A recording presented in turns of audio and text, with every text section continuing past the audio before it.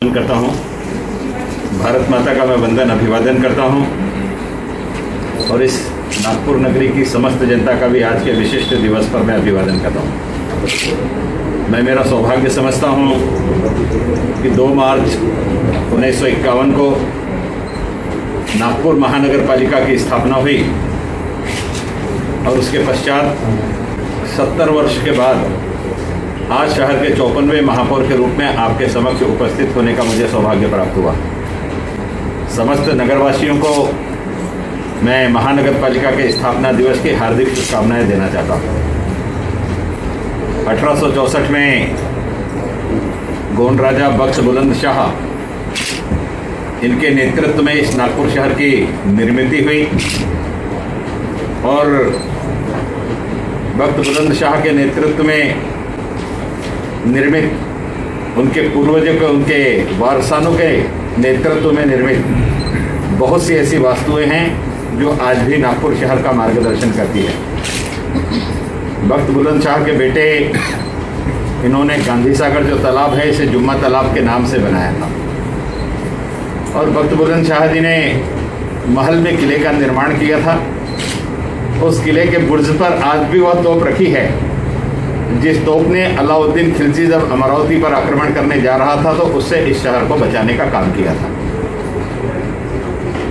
1864 में ये नगर पालिका के रूप में बनी और 1951 में महानगर पालिका के रूप में इसने रूप धारण किया।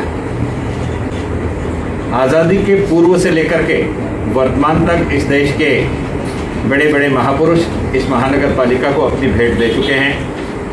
राष्ट्रपिता महात्मा गांधी, नेताजी सुभाष चंद्र बोस, देश के पहले राष्ट्रपति, देश के पहले प्रधानमंत्री, ऐसे बहुत सारे गणमान्य हैं जिन्होंने इस महानगर पालिका में अपनी उपस्थिति दर्ज कराई है।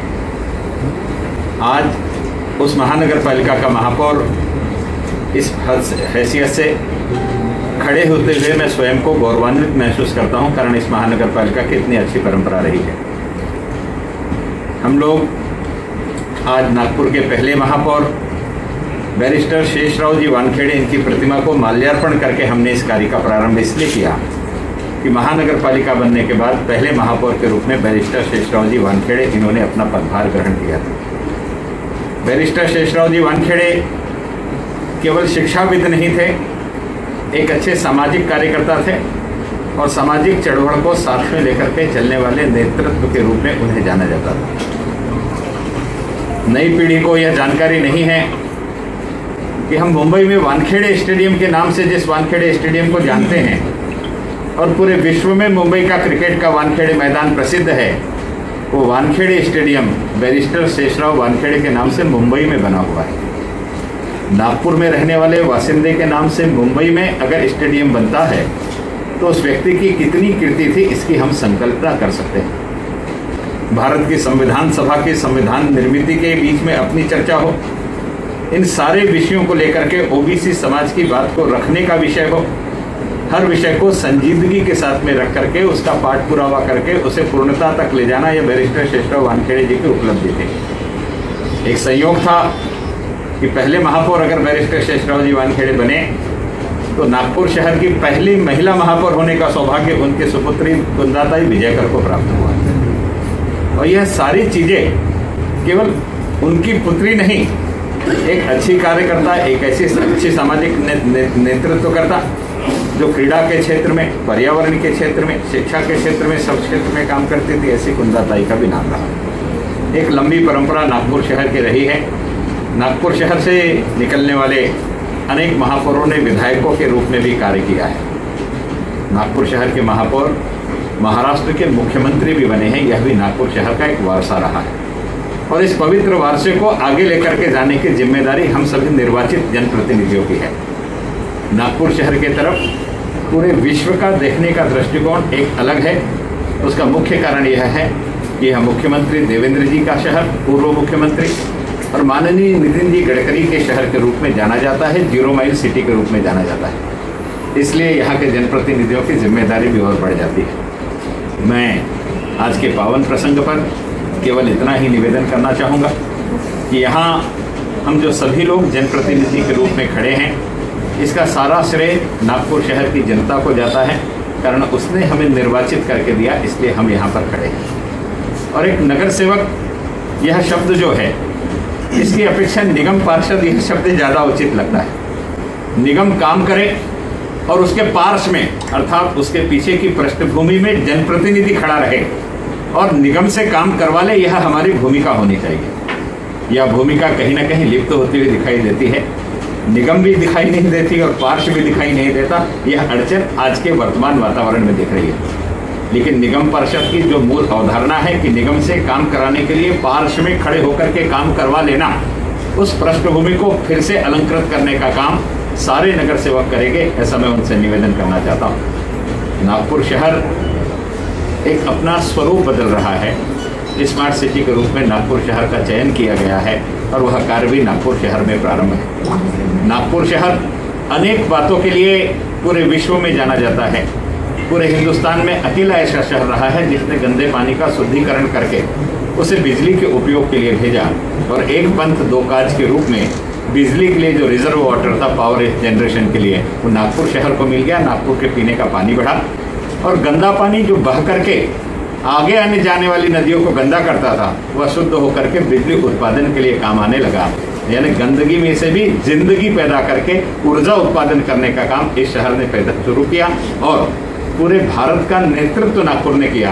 और केंद्रीय मंत्रिमंडल में पीयूष गोयल जी ने निर्णय लिया कि नागपुर के पार्श्वभूमि पर ऐसे जहां जहां भी पावर प्लांट है, उन्हें उस शहर के सीवरेज ट्रीटेड वाटर के माध्यम से इलेक्ट्रिकल जनरेशन करना पड़ेगा। ऐसा पूरे देश के लिए कानून बना दिया। पहली इथेनॉल बस नागपुर में चली, पहली इलेक्ट्रिक बस नागपुर में चली। ये सारे उपक्रम अगर कहीं हुए तो मेरे नागपुर शहर में हुए। ये सौभाग्य इस महानगर पालिका को प्राप्त है, कारण महानगर पालिका ने किया। ऐसे ही अनेक उपक्रम आने वाले समय में इस शहर के लिए और आगे बढ़े, ऐसी मैं आप सभी पार्षदों के माध्यम से निवेदन करना चाहता हूँ। आज के पावन प्रसंग पर एक बात की और मुख्य रूप से घोषणा करना चाहता हूँ कि 26 जनवरी को एक विषय मैंने घोषित किया था कि नागपुर महानगर पालिका के हमारे जो बच्चे हैं, इन बच्चों से हम लोग सुपर 75 की संकल्पना को साकार करेंगे। कल्पना यह थी कि 8वीं क्लास के बच्चों की परीक्षा लेना, परीक्षा लेकर के उन बच्चों का चयन करना और 8वीं क्लास के 75 बच्चों का चयन करके उनका IQ टेस्ट करके उनके IQ के हिसाब से 25 इंजीनियर, 25 डॉक्टर और 25 NDA के अधिकारी बन सके, इस दृष्टि से उन्हें सुशिक्षित करना। हमने उस दिशा में काम भी चालू कर दिया। 28 तारीख को बच्चों की परीक्षा होनी थी, लेकिन लॉकडाउन के कारण अगले रविवार को शिफ्ट की गई है। कल माननीय आयुक्त महोदय आए थे, संकल्पना उनको अच्छी लगी और आयुक्त महोदय ने उसके 2 कदम आगे बढ़ करके एक बात कही। मैंने जो अभी कहा कि पार्षद का काम है निगम से काम करा लेना, स्वयं पार्श्व में खड़े रहना, उसका सबसे उत्कृष्ट उदाहरण है कि कल आयुक्त महोदय जब दोपहर में मिलने आए तो उन्होंने कहा कि आपकी ये योजना मुझे बहुत पसंद है।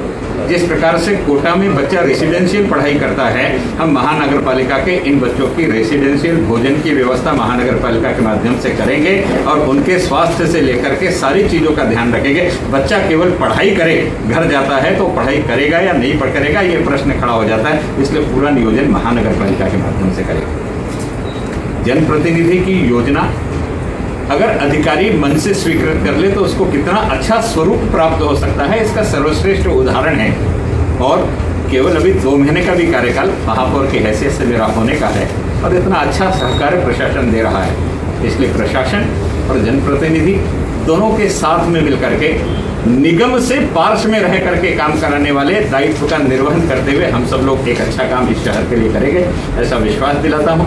और महानगर पालिका के स्थापना दिवस की समस्त नगरवासियों को हार्दिक शुभकामनाएं देता हूँ। बहुत बहुत